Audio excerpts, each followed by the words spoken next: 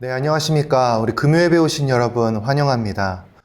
오늘 본문은 바울의 전도 여행에 관한 것입니다. 바울은 자신의 2차 전도 여행 때 바나바 그리고 마가와 헤어진 뒤에 안디옥에서 온 실라와 함께 여행을 떠납니다. 이스라엘에서 루스드라로 향했고 루스드라에서 디모데를 만나죠. 그리고 바울의 원래 목적은 아시아 지역으로 향하는 거였습니다. 하지만 바울은 비두니아 방향으로 가려던 자신의 계획을 예수님의 영이 허락하지 않았다라고 고백합니다. 그래서 무시아를 지나 드로아 지방에 이르렀는데 드로아 지방에서 마게도냐 사람의 환상을 봅니다. 자신들을 도와달라는 그들의 환상을 본 바울은 예수님의 영과 이어지는 환상들을 모두 경험했기 때문에 마게도냐 지방으로 가는 것이 성령님의 사인인 것을 확신합니다. 원래 가려 했던 아시아 지역이 아니라 유럽으로 방향을 틀게 된 것입니다. 일단 거기로 가려면 거리도 멀고 배를 타야 하는 입장이 된 거예요. 여기가 100길로 200km 정도 되는 거리입니다. 빌립보까지. 절대 쉬운 거리가 아니죠. 하지만 바울은 순종합니다. 왜죠? 꼭 전해야 할 것이 바울에게 있었기 때문입니다. 여러분, 전도는 말 그대로 전하는 것입니다. 예수님의 길을 전하는 것이죠. 여러분, 절대 오해하시면 안 돼요. 우리 교회 오세요는 엄밀히 말하면 전도라고 할 수는 없습니다. 그건 인도입니다. 전도는 복음을 전하는 것입니다. 다시 말해, 전도에 있어서 가장 중요한 것은 전할 것이 있는지를 스스로 살피는 것입니다. 전도에 있어서 가장 중요한 건 전도용품 잘 챙겼나? 우리 교회 주보 챙겼나? 이런 게 아니라 내 안에 전달할 정말 복음을 갖고 있느냐? 내가 정말 예수의 마음을 품고 예수님께서 전하라고 하신 그 사명을 품고 있느냐? 그것입니다. 근데 대부분은 전도가 아닌 인도를 요구받습니다. 다시 말씀드리지만 우리 교회 오세요는 전도가 아닙니다. 왜냐고요? 우리 교회 오세요는 복음 그 자체는 아니기 때문입니다. 복음은 예수 믿고 구원받으세요가 복음인 것입니다.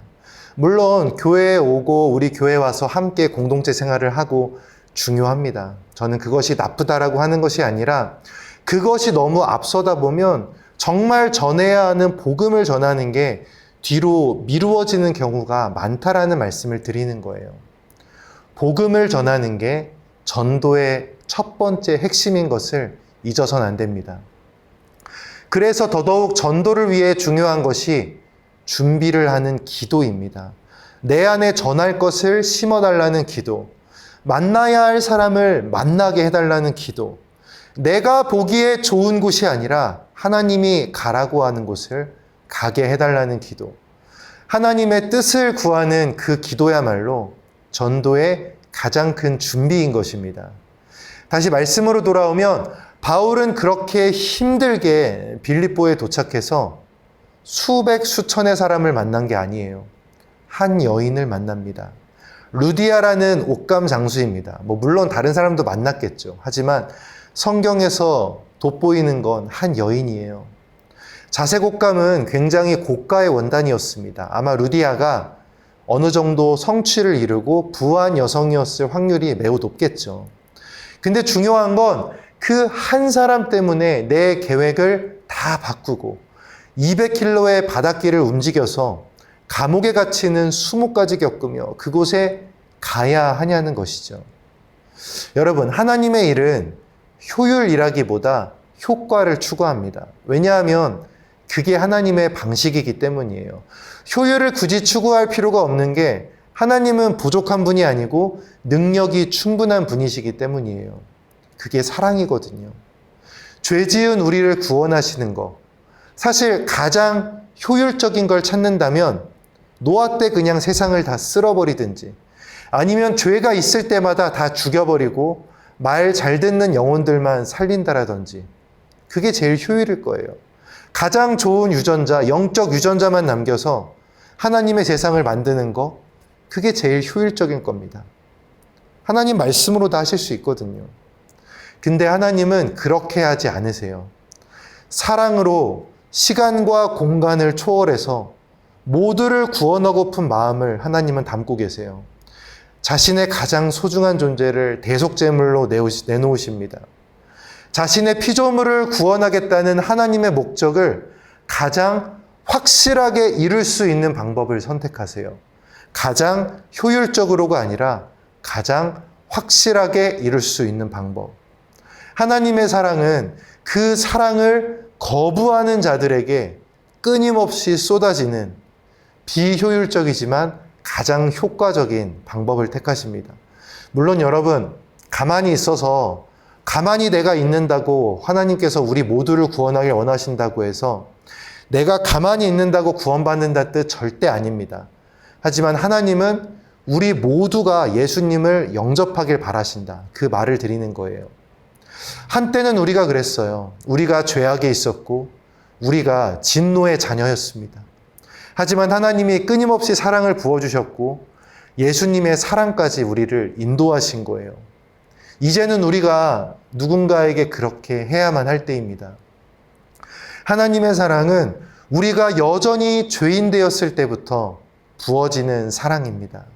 그 사랑을 받으셨다면 이제는 우리가 그렇게 해야 하는 것입니다. 하나님이 바울을 마게도냐 지방 빌립보로 먼저 보내신 것은 바울이 몇 마디 하게 하시려고 아니면 바울의 업적을 하나 쌓게 하려고 하신 게 절대 아니죠. 하나님은 당신의 교회를 세우길 원하셨어요. 유럽 지역에. 복음이 이스라엘에서 이방으로 더 강하게 퍼져가길 원하셨어요. 바울과 루디아의 헌신은 빌립보 교회의 개척으로 이어집니다. 이 빌립보 교회는 유럽의 첫 교회이죠. 그럼 제가 다시 질문 드려볼게요. 유럽의 첫 교회를 세우기 위해 바울의 경로를 틀어버리신 하나님, 유럽의 첫 교회를 세울 조력자 그 한 명을 만나게 하려고 200킬로의 바다를 건너게 하신 하나님. 이 말을 듣고도 바울의 선교 여행 계획이 변경된 게 어리석게 느껴지시나요? 단순히 나의 계획이 틀어지고 그냥 순종을 요했다 이런 것이 아니라 유럽의 첫 번째 교회, 그 교회를 위해 헌신과 계획을 바꾼 하나님의 이 모습이 비효율적으로 느껴지시나요? 사실 제가 아까 하나님은 효율이 아니라 효과를 추구하신다고 말씀드렸지만 장기적으로 보고 또 하나님의 시선으로 봤을 때 하나님에게 있어서 비효율은 존재하지 않아요. 그분은 가장 올바르고 가장 공의로운 길을 택하시거든요. 하나님이 바울을 트신 건 효율성이나 그런 것이 아니라 첫 교회, 그것을 위해 트신 것이죠. 하나님의 계획을 함부로 판단해서는 안 됩니다. 우리가 그 결과를 모를 뿐이에요. 결과를 모르니까 효율이다, 효과다, 그렇게 말을 하는 것이죠. 하나님은 한 영혼을 위해 온 세상을 움직일 수 있는 분입니다. 하나님은 한 영혼을 통해 위대한 일을 하실 수 있는 분입니다.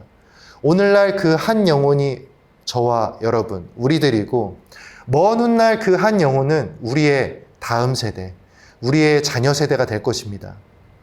마지막 세 번째 말씀드리고 싶은 건 능력에 관한 것입니다.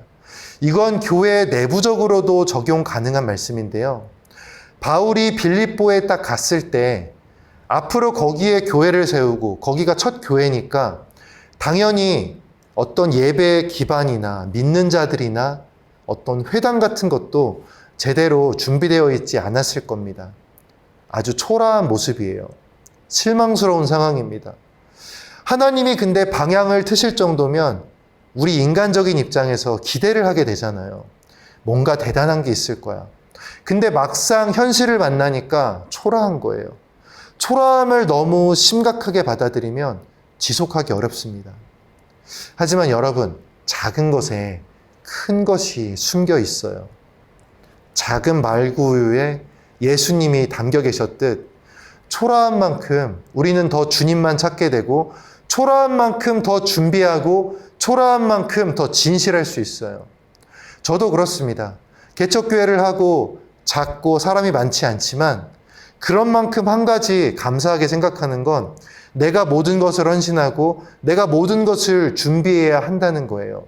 물론 예배는 반주하시는 분도 계시고 식사를 준비하는 분도 계시고 협력으로 이루어집니다. 저는 목회에 관한 것을 말씀드리는 거예요.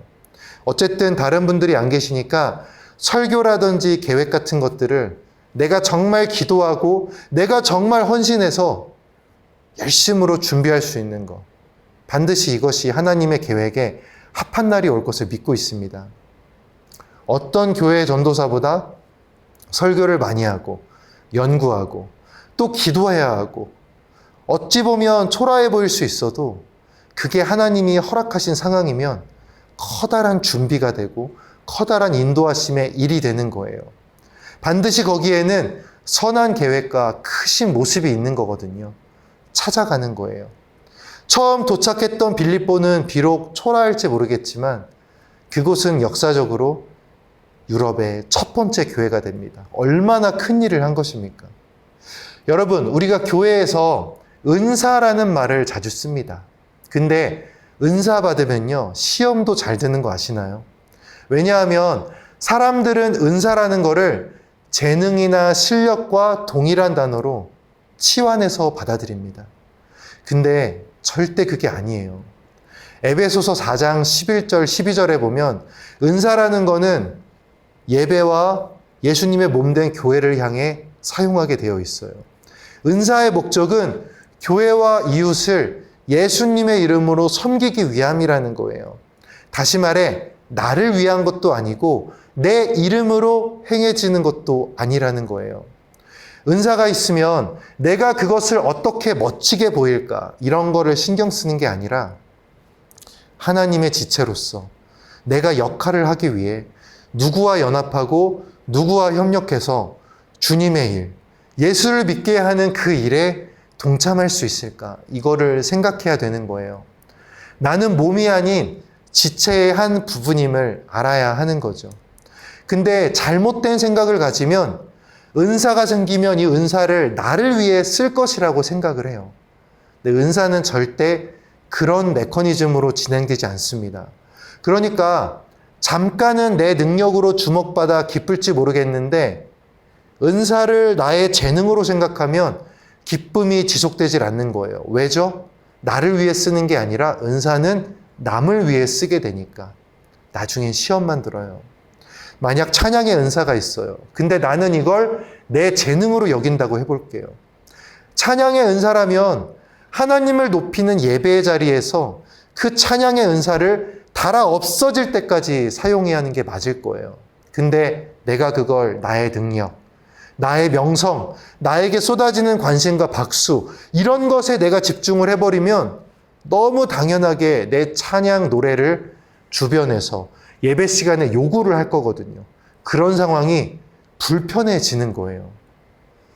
여러분에게 주어진 은사들, 삶의 강점들을 한번 점검해 보시기 바랍니다. 내가 뭐가 은사일까? 이게 아니라 나는 이것을 은사로 여기는가? 아니면 나의 능력과 재능, 박수갈채와 영광을 다 내가 받을 나의 것으로 여기는가? 그 은사가 전도의 통로로 작용하거든요. 그래서 꾸준히 전도하는 삶을 살 때 중요한 것은 나에게 주어진 은사가 무엇인지를 돌아보는 자세입니다. 근데 여러분, 은사는 완성품이 아닙니다. 만들어 나가야 하는 것입니다. 은사는 커다란 나무와 커다란 숲으로 주어지지 않습니다. 작은 씨앗으로 주어집니다. 무슨 말이냐? 은사는 우리가 만들어 나가고 가꾸고 하나님의 뜻 안에서 하나님의 인도하심으로 성장해야 하는 그런 내 삶과 하나된 모습으로 자라난다라는 거예요. 일상을 살아가시면서 직장도 좋고 내 취미나 관심거리 다 좋습니다.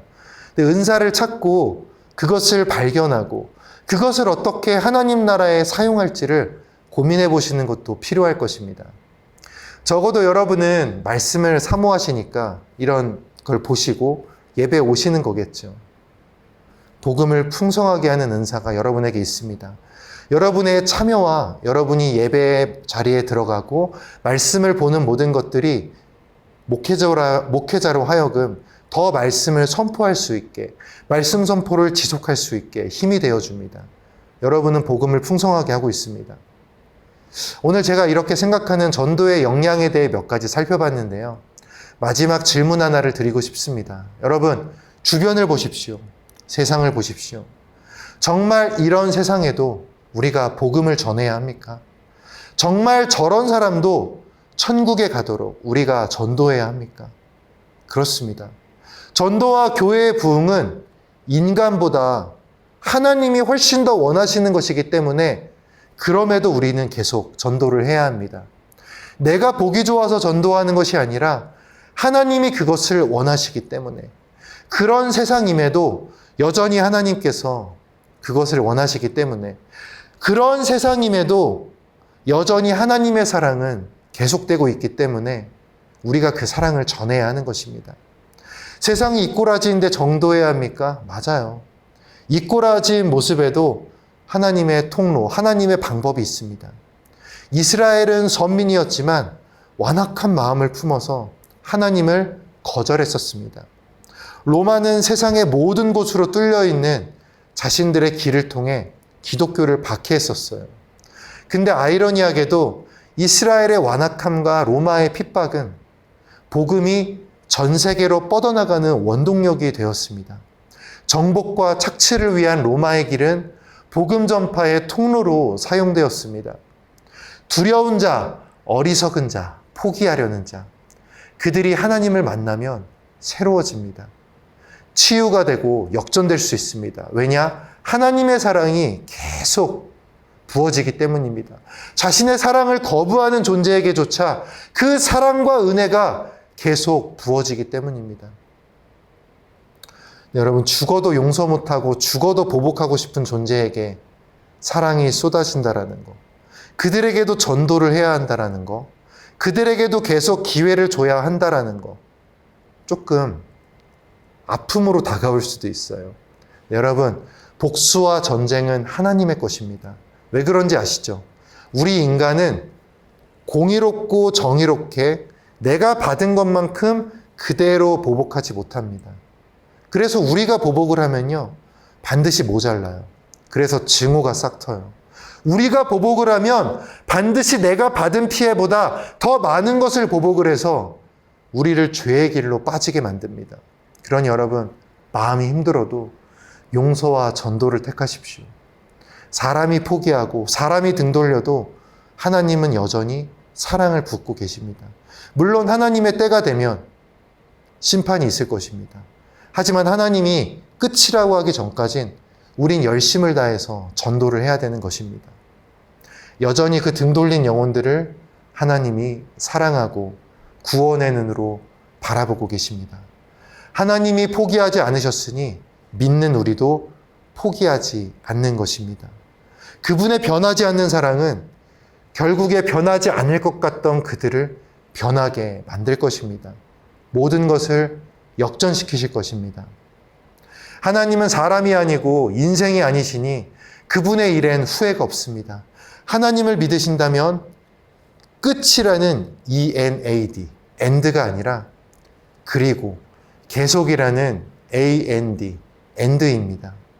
그런 믿음을 산 여러분도 마찬가지예요. 육신의 삶이 끝나는 날, end가 되는 날, 우리 모두는 end, 그리고 영생의 삶을 계속 이어갈 것입니다. 아무개 집사, 아무개 권사, 아무개 장로, 그들은 몇 세의 나이에 숨을 거두었다. 그리고 그들은 이 땅에서와 마찬가지로 영원한 하나님 나라에서 계속 영생을 누리며 살아갔다. 저와 여러분, 우리 모두는 생의 마지막 날, 끝이 아닌 계속의 삶을 살게 될 것입니다. 그리고 그 삶은 이 땅에서부터 시작하는 것입니다. 나와 이웃을 향한 여러분의 열정이 복음 안에서 하나님의 사랑과 같이 멈추지 않기를 예수님의 이름으로 기도하겠습니다. 우리 함께 기도하겠습니다.